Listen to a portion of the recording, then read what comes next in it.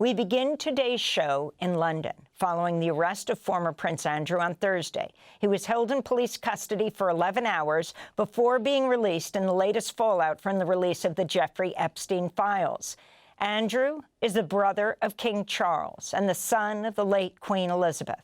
The former prince is the first senior member of the royal family to be arrested in almost 400 years. Police are investigating whether he committed misconduct in public office by sharing confidential government documents with Jeffrey Epstein while serving as UK trade envoy, a breach of the Official Secrets Act. King Charles has said he will give his, quote, full and wholehearted support to the investigation, saying, quote, the law must take its course. Andrew's ties to Epstein have been known for years. Virginia Roberts Giuffre, who died last year in an apparent suicide, said she was forced to have sex with the prince 3 times, beginning when she was 17. On Thursday, Virginia's brother, Sky Roberts, and his wife, Amanda, responded to the arrest of the former prince. Moving forward, we don't know, but we're hopeful. I think we're very hopeful that this is the start of the domino effect. This is where the house of cards starts falling. And, you know, kudos to the UK for taking the first step, for saying, you know what, we are going to arrest somebody who is held to one of the highest esteems out there, somebody who was a former prince. I mean, this hasn't been done before. And so to know what we should expect, it's really naive to say that we do, but we won't stop. I mean, Virginia said it so clearly in her statements, and I'll say it again here today, like, we won't stop until justice is served. We are trailing too far behind in justice, especially when we are sitting on the mountains of information that we have. Whether this administration likes it or not, it is sitting at your doorstep. You do not have a choice now. Okay, the world is looking at us to do the right thing here. And if they can't do the right thing, they should resign. That was Amanda Roberts and her husband, Sky Roberts, the brother of Virginia Roberts Giuffre. We go now to London, where we're joined by Carol Cadwalader, award-winning investigative journalist whose Substack is How to Survive the Broligarchy. She gained international recognition for her expose on the Facebook Cambridge Analytica data scandal in 2018. Carol's also the co-founder of an independent news outlet called The Nerve, launched with 5 former Guardian journalists. Carol, welcome back to Democracy Now! First, this news of the last 24 hours that the former Prince Andrew, the brother of the king, was arrested on his 66th birthday. The picture of him as he was released after 11 hours, now under investigation with his homes being raided, is startling. It's stunning, to say the least, a deer caught in headlights. Explain the significance of this moment for British society when a senior royal has not been arrested in what, over 400 years. Hi, Amy. Thanks so much for having me back. Yeah, I mean, it feels like a really significant moment in Britain, and almost a rupture, because the royals they've been sacrosanct in Britain. You know, they are treated with such reverence and respect by the British media. And I think, in all honesty, we didn't see this coming because it just hasn't happened before, I think. So it was definitely a sort of incredible moment in Britain. And that image that you refer to, that is splashed across every single newspaper in Britain this morning, across the tabloids. And I think, you know, I think it's sort of indelible now. That photo it's going to be a sort of a moment in time, I think. But I think the thing that I would say is that this isn't just an incredible moment in Britain. It's an even more incredible moment in America, because, you know, we are the old country. We are the country with a monarchy, with absolute rule that you had to have a revolution to get away from. And yet here we are arresting a former and only very recently former prince. And in America, you know, what are we seeing? We're seeing this sort of culture of complete impunity, where it appears the law is not equal, where there are people who are above it. So I think it's less a moment of reckoning for Britain, because we are doing the right thing. I mean, it's like, I think we're proud of it. It shows that we are equal before the law. I think in America, it's hugely embarrassing, it's significant, and it should be a wake-up call. Now, interestingly, the former prince, Andrew, was not arrested over assaulting this teenager, assaulting Virginia Giuffre. In her book, Nobody's Girl, and When She Was Alive, she talked about how he knew she was underage because someone said to her, "Do you know how old she is? What's your guess?" And he said 17. But he's been arrested for passing on information that could financially benefit Jeffrey Epstein. The same is the case, right, with Peter Mandelson, who is the former UK ambassador to Washington, D.C., very close to the Prime Minister, Starmer, leading to questions in British society, the possibility of the toppling of Starmer for not having Mandelson investigated properly. But he, too, was a trade envoy for Britain, and he, too, now that these emails have come out, is being investigated for passing on financial information, something that really increased Epstein's power over so many as he networked, both bringing in underage girls and women to be assaulted in the United States or in the U.S. Virgin Islands, but also just creating this network of people that gained financially from knowing Epstein.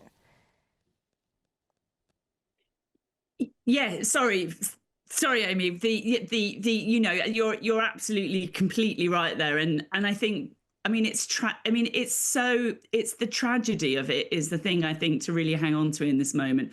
As you say, the police did not arrest and question Prince Andrew for the alleged crimes which Virginia Giuffre, you know, told in that book, and that I mean. It's heartrending, really, because what if she had been believed? What if there had been accountability while she was still alive? So, you know, I think the debt that we owe to Virginia Giuffre, her courage, her strength in telling this story, it is why we are here now. And it's just a terrible, terrible indictment that it wasn't because a woman's word was sufficient for this investigation to take place. It was, you know, what on the surface of it are less significant crimes that we're now having sort of the wheels of justice turning. Interestingly, as you're talking, Carol, we're showing that famous photograph of Andrew, the man formerly known as Prince, with his arm around Virginia Giuffre, standing next to Ghislaine Maxwell. I think it was in Ghislaine Maxwell's apartment in London when she was first assaulted by the former prince. And you see a flash in the window reflected beyond them because Epstein is taking this picture on Virginia's own camera. She asked for it incredibly prophetically, and this is what has taken him down. You also have, here in the United States, Les Wexner, who is the former head of Victoria's Secret, Limited, Elle brands, being questioned at his Ohio mansion by the House Oversight Committee. Interestingly, no Republican went for that questioning, even though when they put out the video yesterday, they had, I think there was a picture emblazoned across the video, GOP oversight. I want to go to the clip. You can hear Wexner's lawyer, as he's being questioned by the Congress members, saying, "I'll effing kill you if you answer another question in more than 5 words." It was just regularly done. answer, not the question. 5 words, okay? Answer the question. Okay. A discrete question on a different topic. I mean, amazing that we can hear this over the mic, the lawyer warning him. But this goes to a bigger point, and it goes to the word part of the title of your Substack, the broligarchy. On the one hand, you have Andrew being arrested, and in this country, the man that bankrolled him, possibly to the tune of billions of dollars, how he had his mansion in New York, how he had his island in the U.S. Virgin Islands, and his mansions now being investigated, the Zorro Ranch in New Mexico, and using Ohio, the mansion of Les Wexner.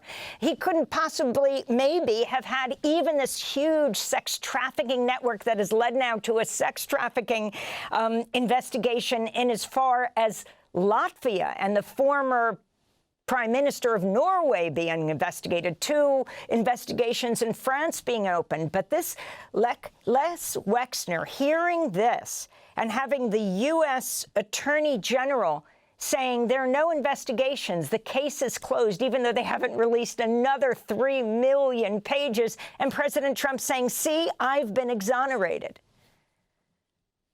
I mean, I think, Amy, you're so completely right. And I think that if you don't look at this story about Epstein and see that it's some part of something much, much bigger, if you don't connect it to the political moment that America is in, and that the absence of inquiry and leadership and actual, accountability in any sense around this story.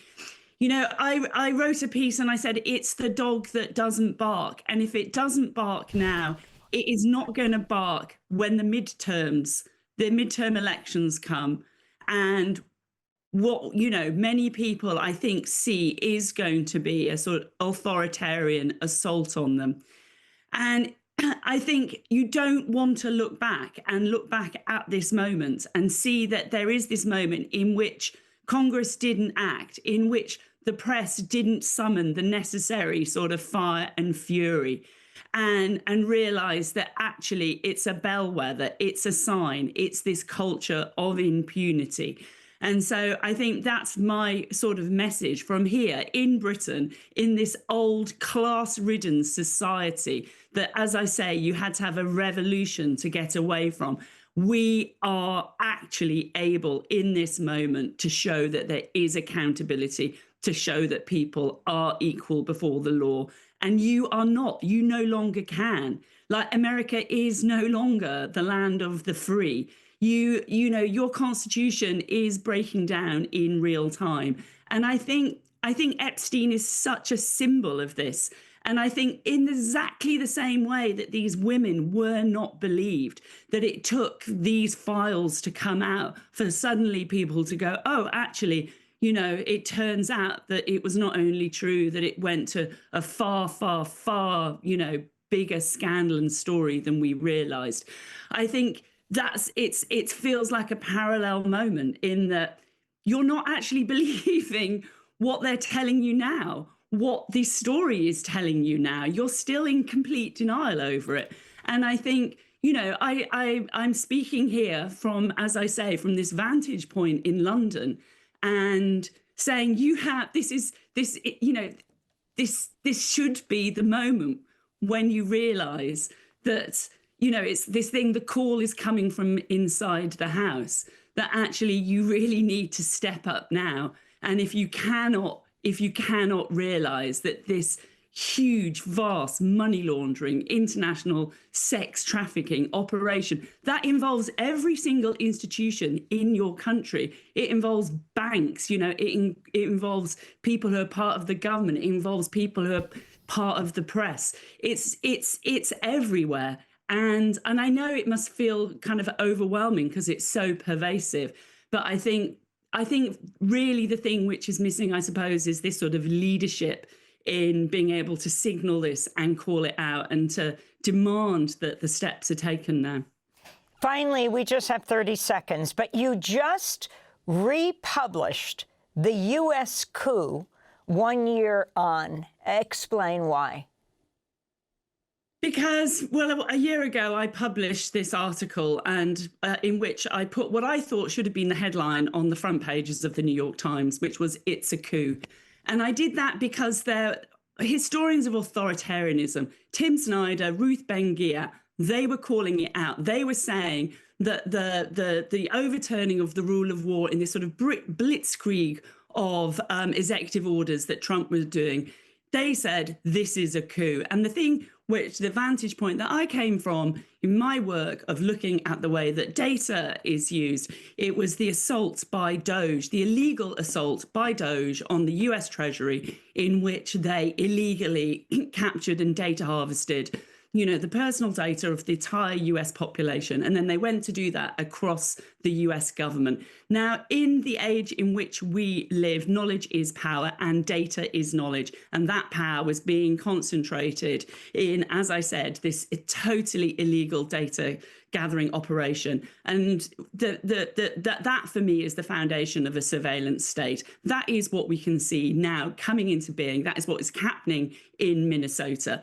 And I think it's really important to mark these landmarks that we're a year on from that moment. And nothing has got better. Everything's got worse. This is now consolidating. And you're now in the final stretch. You now have, it's months now, not years, in terms of the midterm elections, really. Is that going to be a performative election in which there's going to be, it's going to look like democracy as it is in Hungary, as it is in Turkey? Or do you have a chance now to save your country? And I think it's really, really uncertain, but there is still time, but you have to recognize the moment that you're in. And I think there's a lot of people out there who still aren't. Carol Cadwalader, I want to thank you for being with us, award-winning investigative journalist. We'll link to your Substack, How to Survive the Broligarchy. Gained international recognition for expose on the Facebook Cambridge Analytica data scandal in 2018. Co-founder of independent news outlet The Nerve, launched with 5 former Guardian journalists. Thanks for watching Democracy Now! On YouTube. Subscribe to the channel and turn on notifications to make sure you never miss a video. And for more of our audience-supported journalism, go to democracynow.org, where you can download our news app, sign up for our newsletter, subscribe to the daily podcast, and so much more.